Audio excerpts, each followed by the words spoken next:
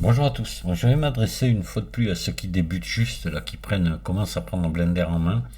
Je vais vous montrer un petit peu comme le tuto précédent, quelques petits trucs et astuces comme ça. Alors, on va faire, pour commencer, on va faire une vis sans fin. Et je vais vous montrer deux méthodes pour la faire. Voilà.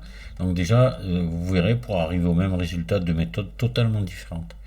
Donc on peut le faire en ajoutant tout simplement une courbe, ici, celle-ci, voilà. Et puis on va la faire monter. On va prendre une certaine hauteur ou une hauteur certaine, comme vous voulez. Et puis on va mettre un nombre de tours, voilà, comme ceci. On va mettre un peu plus. Voilà, faire une petite vis sans fin comme ça. Donc là, quand vous en êtes rendu à ce stade-là, ce qu'il faut faire, c'est le transformer en objet déjà. Vous êtes content, ça vous plaît, le nombre de tours, l'espacement entre les spires vous plaît, ça vous convient, vous transformez en objet, convertir en maillage, voilà. Donc là, vous vous retrouvez avec un maillage, vous voyez, avec des sommets. Donc là, maintenant, ce qu'il faudrait faire, c'est extruder ça. Si vous faites ES, vous voyez ce qui se passe. Alors là, vous y êtes presque, mais c'est pas bon. À la limite, ça pourrait faire un objet décoratif ou quelque chose, je ne sais rien, mais c'est pas ça. Donc nous, ce qu'il faut qu'on fasse ES, d'accord, mais il faut qu'on bloque sur Z, pour pas que ça bouge sur Z. Donc pour faire ça, bloquer comme ça un sens, c'est par Shift et le sens que vous voulez. Par exemple, si je voudrais pas que ça s'agrandisse sur X, je ferai Shift X. Je ferai ES pour extruder et Shift X. Là, comme c'est sur Z, je vais faire ES Shift Z. On y va.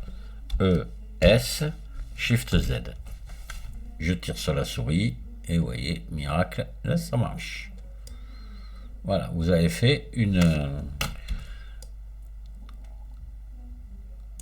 vis sans fin. Oui. Après, il faudrait mettre l'axe au milieu. Bon, voilà. Donc là, maintenant, ça c'est la première méthode. Je vais vous montrer pour en faire une autre maintenant, une autre méthode. On va obtenir le même résultat.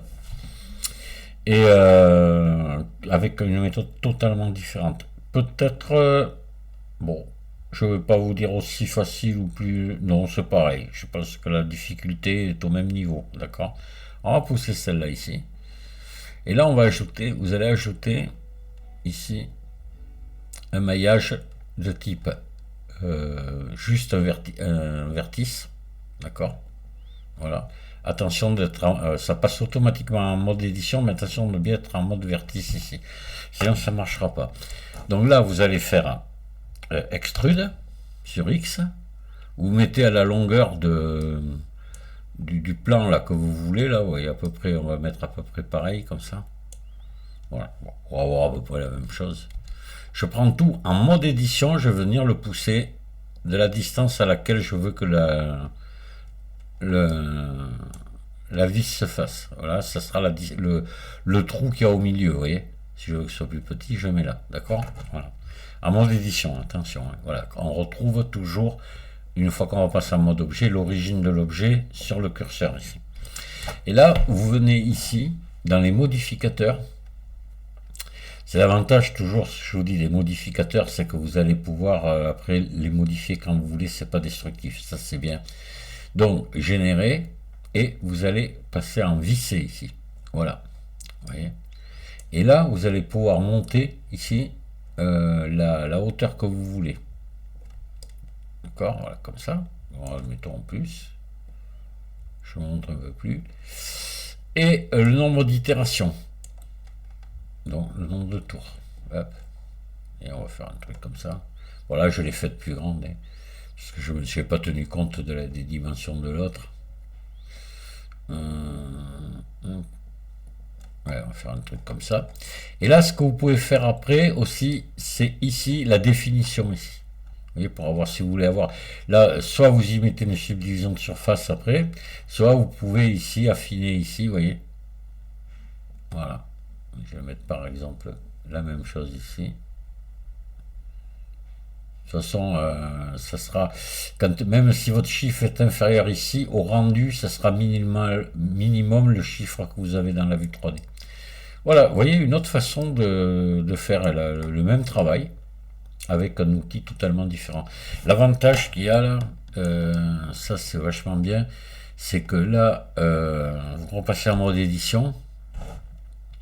Vous venez ici par exemple subdiviser là. On va subdiviser deux fois si on veut, d'accord. Et là je vais prendre ici ces deux sommets. Voilà, il est monté ici. Vous voyez, vous allez pouvoir donner une forme comme ça différente. Voilà. Ça c'est l'avantage des modificateurs. Hein. Pour ça c'est vachement bien parce que ça donne beaucoup de souplesse au travail. Hein. Bon, je vais vous faire un autre exemple. Vous allez voir, qui est intéressant aussi. Bon, on va délaisser ces deux objets ici. Et on va recommencer. Je vais vous faire voir un autre exemple comme ça. On va faire un ressort. Alors les ressorts, il y a pas mal de façons d'en faire. Et là, on va reprendre le système ici avec donc une courbe de type ici spirale. Voilà. Donc c'est la même qui revient, ça a gardé en mémoire, mais on va la laisser comme ça. Et là, si vous pouvez faire un ressort. Alors, soit vous venez ici, dans la courbe, ici, dans géométrie, et puis, voilà, vous augmentez la profondeur ici. Vous allez obtenir un ressort comme ça. Soit après, si vous voulez un ressort un peu spécial, avec des formes qui seraient un peu spéciales, vous pouvez utiliser un objet de décalage. Donc là, vous allez vous mettre une autre courbe. Je vais vous montrer ça. Un cercle. Voilà. Et vous allez modifier sa forme, ce cercle de Bézier. Voilà, par exemple, vous allez prendre ça et ça. Et puis vous allez le rapprocher ici, comme ça. C'est un exemple comme ça. Après, on pourrait faire plein de choses. Hein. Alors, on va le mettre comme ça, ovale, par exemple. Et là, si je le... Attendez, CTRL Z, vous allez voir. Je vais le subdiviser un peu ce cercle. Attendez, il est pas... Voilà, hop. Subdiviser. Encore un coup de plus, voilà. Par exemple, je prends ici et là. Et je vais pouvoir donner des formes, voilà, par exemple comme ceci, ça sera plus amusant. Et puis pareil là, voilà. Et là, donc, maintenant, je vais réduire tout ça, S, je vais mettre à peu près comme ça. Et là, vous sélectionnez votre courbe ici, et vous pouvez choisir un objet de décalage, défilage, vous voyez ici.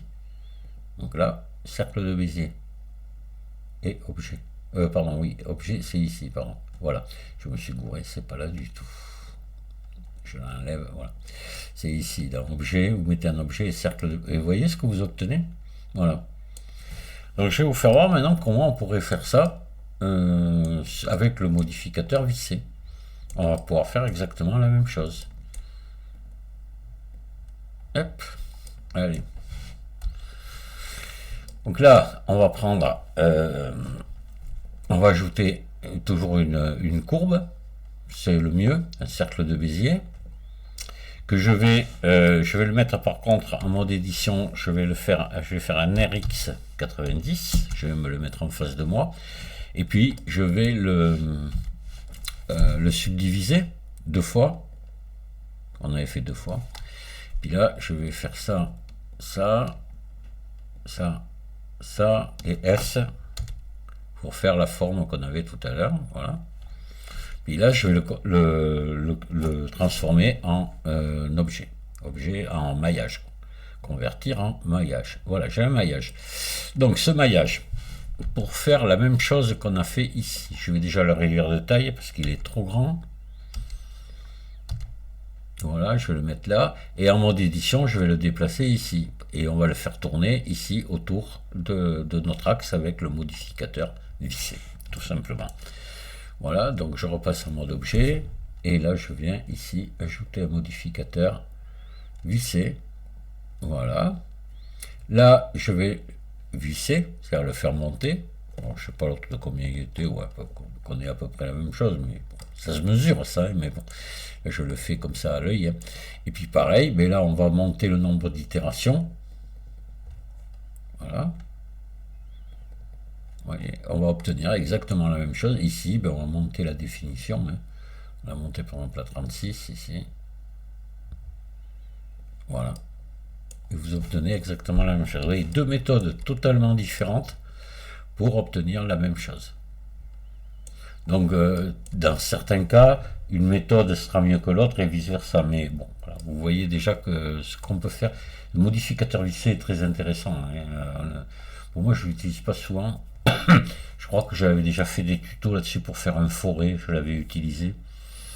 Mais ça peut être intéressant, ouais, pour pas mal de choses. Voilà. Il faut savoir que ça existe et comment on l'utilise. Hein. Voilà, c'est ce que je voulais vous montrer. Voilà, ben le tuto va s'arrêter là. Hein. Si vous avez, comme j'ai dit souvent, si vous avez des questions, posez-les, il n'y a pas de problème. J'y répondrai, du moins tant que je peux répondre, si c'est dans mes compétences. Et je vous souhaite à tous une excellente soirée. Je vous dis à très bientôt. Au revoir.